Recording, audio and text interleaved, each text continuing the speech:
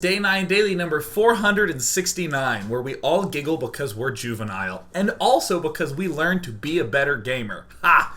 We're going to be doing a Protoss vs. Protoss, a long, complex, twisty-turny game between Todd and Parting. That's just a really cool, long-term exploration of cool PvP, start to finish. And that's what it is.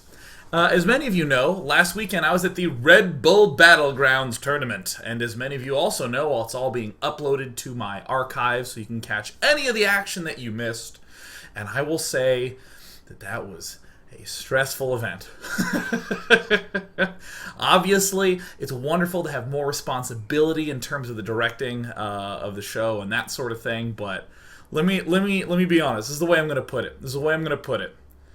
It broke my heart when some of those issues occurred. I guess I'll describe it. There were some issues with some sound going on and off. I mean, overall, the feedback's been overwhelmingly positive, but it just broke my heart when that happened. Oh god, I'm really sorry, because it means if the sound's weird, that's just the way it's gonna be. It's just the way it's gonna be. And I'm so sorry from the bottom of my heart. I feel terrible. So this is what I want to say. Per usual, I would love all your feedback to be sent to feedback@day9.tv, and I have the following two requests. For one, for any of the, what was I going to say? Oh yeah, for any of the feedback, please, sky's the limit. Ask for anything. If there's a lot of stuff you liked, please list them out 1, 2, 3, 4. Here's stuff I liked. If there's stuff you didn't like or stuff that you would like to see, please list it out in the feedback. Just like that. And again, I want you to be as unreasonable as you want. For instance, if I'm on stage and something's going wrong with the sound and I'm casting, obviously, I can't fix that. And a lot of people have said things like, well, you were busy casting. I totally understand. It's totally fine. No, seriously, don't even do that. Don't even give me any benefit of the doubt, right? Just send me whatever you want and request whatever you want, because I want to know. That's great. And the second thing, if you would, please just be nice and gentle. Please, because I already feel terrible. Please. This is just my plead. And, because if you state things very angrily and nastily, as the aircraft goes by, it will wound me and it will hurt. And that all my requests is I just don't want that. But again, feel free to ask for sky's the limit or anything, because as far as I'm concerned, I'd like to do more awesome events in the future. And that's all. And that's all there is about that. Either way, you should absolutely watch the semifinals, quarterfinals, and finals. They were so good. Oh, the finals was stupidly good. One of the best I've ever seen. I'm not going to spoil who was in the finals with you, but you must watch the finals of the Red Bull Battleground. They were so good. Is there anything else noteworthy that I want to say? Oh, of course, directly after the daily, I'll be doing an AMA in preparations for the CSL. That's right, and Ask Me Anything in preparations for the Collegiate Star League Grand Final shebang fiasco going on this weekend out in Florida. I'll be tweeting nonstop all the links to it and all that sort of thing, but per usual, delighted to be part of the collegiate esports scene, because that's one of the funnest times I've ever had, is hanging out with the Harvey Mutters, watching the stream with 8 other people. Oh! Playing for it. Oh god, I feel like there's something else I want to say. I don't remember. Don't remember at all. Alright, cool. Let me just move this window over so I can see y'all. Yes, I will be certain to bring everyone to Red Bull in a werewolf suit. Great request from the chat. Let's see here. What was I going to talk about today? Oh yeah, this really awesome game between Fnatic's Todd and Startail Parting. Cool. So PvP is kind of an odd matchup because it has so many early game, I guess I would call auto wins. Things like the 4-gate or 3 or 4-gate blink, all-ins, DT all-ins, even one base Colossus all-ins. There's a lot of one base versus one base. There's even a lot of oh, I tried to go 2 base and you just went all in, and then I lost in 1 base and 1 base again. So it's kind of weird and funky. And in a lot of circumstances, it's hard to just get to the mid and late game. And I honestly have had many conversations at events with fine individuals who say, yeah, I'm gold or platinum league, and I have never expanded in PvP, period. And my opponent doesn't. If he does, I kill him. I don't know what it's like. And in this game, I love this game for so many reasons. For one, we're going to see in the early game some really creative solutions to holding things off, and we're going to be doing a lot of reading our opponent in this game. For two, it steps into the mid game, into a pretty standard looking mid game very nicely. Which is always nice in PvP, just to say, here is an example of how it should look pretty standardly. Because the other matchups don't really have that problem. Most of the games go late. And the third reason I like it is just that it continues to be crazy. Starting around, I'd say, the 15-minute mark all the way to the end. Just total insanity. And that's that. Oh, I swear I'm missing something. I swear I am missing something. Oh, totally remember. I have been working too much, and I'm kind of tempted to, like, actually take a break, if that's okay. I actually have this consistent issue where if I feel like that if I'm not doing the daily and, like, making stuff, like, all the time, I actually feel guilty. You know, it's kind of like if you're dating a girl and you love her so much, but you just want to play StarCraft that night, you get that, like, StarCraft guilt. Like, I get that. Like, because if you think about it, the esports industry only has probably 150 people who live full-time, like, other than the players, you know? Once you get through all the major tournaments and, like, 5 or 6 casters, you're kind of done, right? So I'm like, well, if I step away, like, the daily won't just happen. You know, it's not like if I take a vacation day at Microsoft and it just keeps going on by itself. The daily stops, and it's important, damn it. So I'm trying to slowly work my brain into that mindset, because I nearly died from overwork. So I'm just gonna work with that. So I think after MLG Anaheim, I might just take a extended vacation.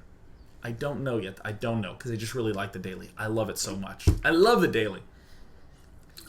It's literally my favorite thing. I kid you not, is my favorite part of every day is doing this daily, which is why, even though I'm back for one day between the Red Bull Battlegrounds and the CSL Grand Finals, I want to just do one quick daily while I'm here.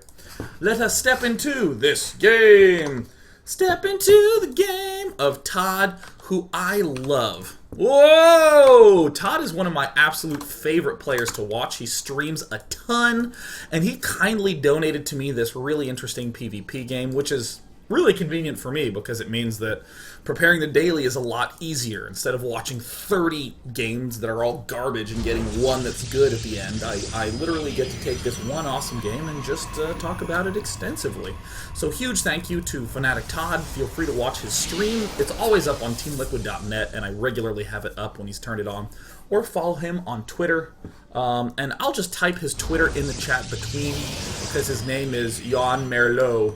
I think it's... Is it Y-O-A-N? I always spell it wrong. Yes, Y-O-A-N. Jan Merlot. Y-O-A-N-M-E-R-L-O. That's his Twitter. And if you're watching this on archives, you can just rewind and get it spelled exactly. If you're watching live, I'll paste it in the chat.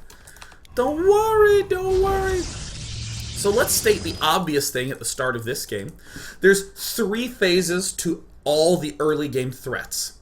There's Proxy Gate and Cannon Rush. That's phase 1, like the ultra early, like hit you before 4 kind of things. Then there is the second phase of things. And actually this sounds totally way loud. Yeah, it is. There we go. There's the second phase, which is basically the 4 gates, which happen at 4:45-ish. That's when those end up plopping down. And then there's the sort of third phase to the opening game, which is all the tech-based all-ins, like an Immortal 4-gate all-in, or a 1-base Colossus push, or a 4-gate Blink all-in. These are always the important ones to note. And the reason I bring up this cannon rush proxy phase, and then this 4-gate phase, and then this follow-up phase, is that we want to be prepared for that craziness, and then be completely equipped to drop it on a dime and get ready for the next phase. So already at this phase in the game, we're already getting ready to drop the early proxy gate stuff, to drop the cannon rush stuff. But the biggest thing that you need to be aware of in this early phase in the game is, of course, how the hell do I hold off a 4-gate? So let's look at Todd's build and look at the clever ways in which he's going to be aware of and holding off a 4-gate. I'm going to stay focused on Todd for this first segment, and then we're going to rewind and look at Parting, because both of their openings are just fantastic. So we do see gateway, gas, core, gas. Pretty basic, except it's very rare to have a gateway just by itself, no second gateway, just have the single gateway and go straight for the Stalker. A lot of times a player who goes Zealot, Stalker, Stalker can actually just push and get you with that early Zealot, Stalker combo. However, we are chrono boosting one of our Stalkers, and we're going to be playing defensively. So at this point, we have gone Scout, Scout, and now we're scouting him down in the bottom left. And notice we are still well before that 4-gate potential time. So it's very simple to get this read, where we pop in here and we see 3 in each gas geyser as the plane recircles back overhead.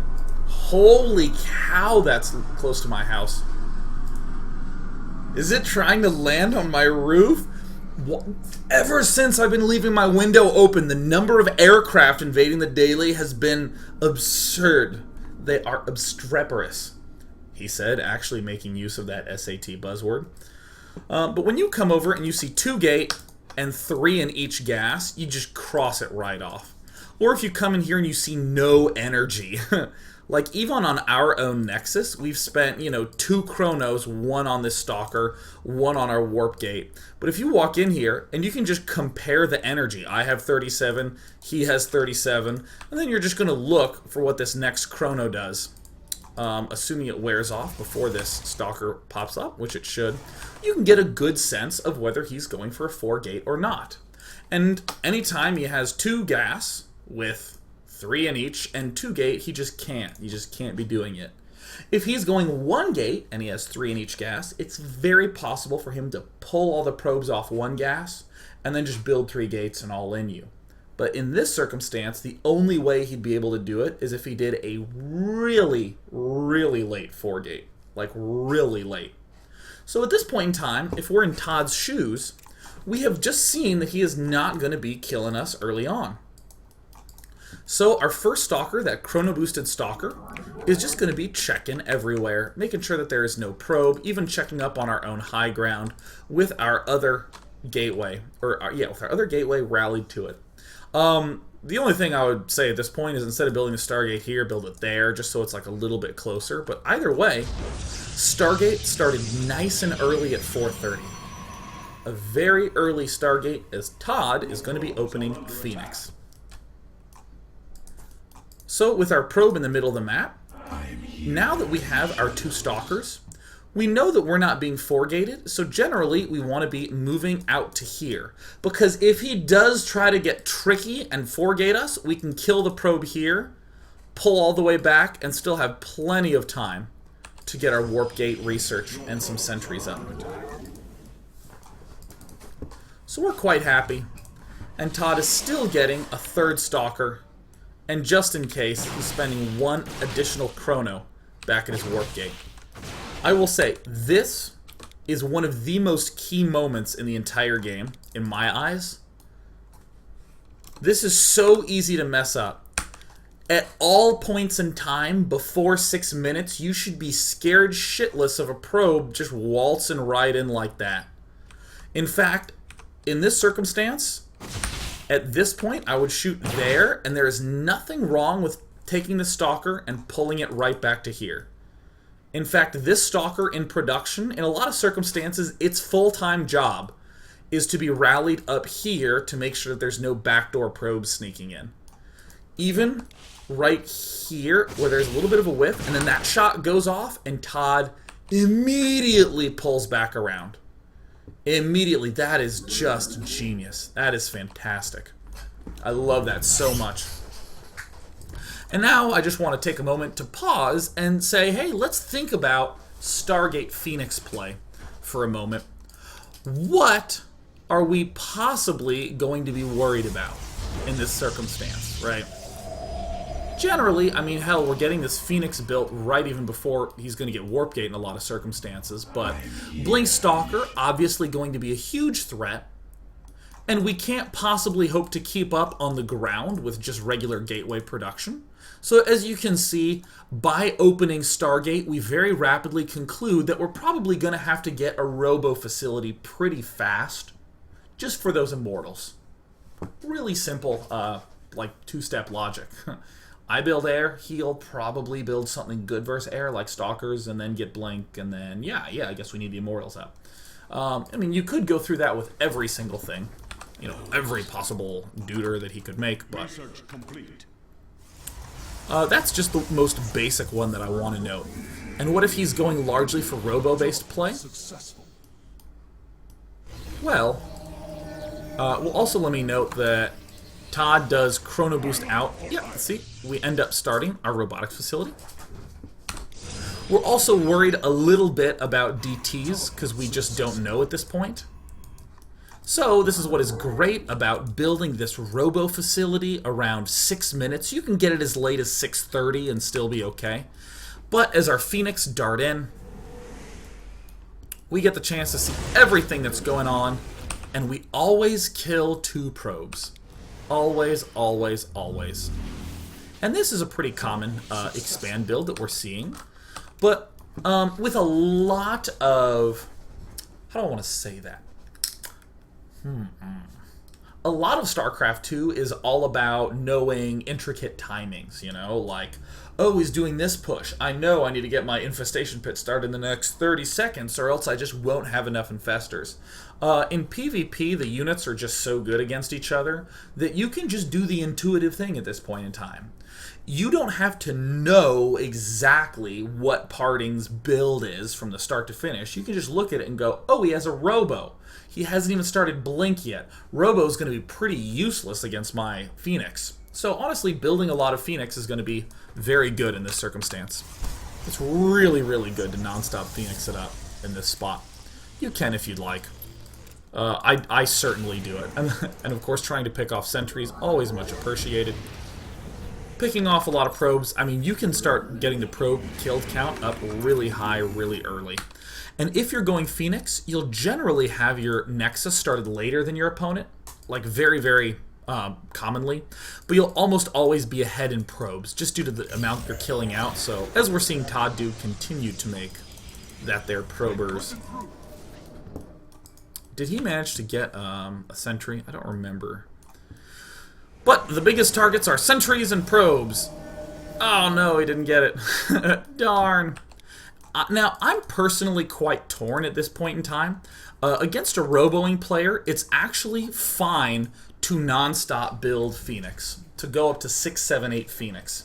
He will be forced to be so passive, and you're guaranteed to do a lot of damage if you open a Robo, because nothing that comes out of the robotics facility is any use against Mass Phoenix. He only has 2 geysers, because it's weird for him to expand and be at, what, like 48 to 50 food and just be like, oh yeah, I started my 2 gas at my expo, so I can have 7,000 gas and no minerals. He doesn't really have the gas to have gone Robo and build an Observer / Immortal, and then start a Twilight, and then start Blink. You have a big window where your 6, 7, 8 Phoenix can do a lot of damage. And because they're so fast, before he has Blink, you can just bounce back and forth between the bases, and it's really hard for him to keep up. He'll try to warp in, but 6, 7 Phoenix can also just pick off one Stalker really quickly. I can speak from experience, because ever since I saw FXO Oz do this exact 2-gate early expand build, I've been doing it a lot on the ladder. And there was one guy who just went frickin' mass Phoenix, and I died really badly, and it was horrendous. And of course, I've done it back to other people, and it is equally awesome. So yeah, that's kind of where my heart lies with this. At the same time, what is most frequently done, especially on the Korean server, is literally 3 Phoenix, period, no matter what. And then immediately begin investing in other things. The things that you're specifically looking to invest in are lots of chrono boosted immortals and no stalkers. Making some sentries, some zealots, that's great. But mainly immortals and no stalkers. And you know, I think what I'm going to do is I'm just going to watch this game for about 3 more minutes from Todd's point of view. And then we will go on to part number 2, where we'll look at Parting's opening, which is quite honestly very, very simple. So Todd continues to pick off everything. And what we're seeing Todd do is just go all down the tech. The double gas will be going down very early. Chrono spent on probes and immortals largely. And with our Phoenix, we can always see if he's leaving his base. We are specifically able to play this passively because of the fact that we saw Robo and we have these Phoenix up. This just helps oodles and oodles and oodles. But Parting, per usual, has really good positioning. And you're seeing a lot of immortals get produced? Yes. He has to build stalkers to deal with our Phoenixes. He's not going to win with sentries. So these immortals will always be an excellent investment. So you can even be a little bit behind in supply, but you have a better structured army. And the transition out of it is pretty universally going to be a Robo Bay. Many players will build gateways 4 and 5, and then build a Robo Bay, but this is a pretty much the money mix. And again, look at how few stalkers we have. So that right now what we've done is we've opened up Phoenix, we've gotten a clear look at what he's done. No matter what, we always have an intuitive follow-up. I build an Observer if I see Dark Templar. If he seems to be going all in, I delay my expand and build some more gateways, maybe even build some more Phoenixes. I can build more Phoenixes if he goes for Robo first because they're ineffective. But most importantly of all, if I'm opening Phoenix, it's forcing him to build Stalkers. So these Immortals will always be both a good investment, but a necessary investment. Let's go on to part 2 after this! Woo!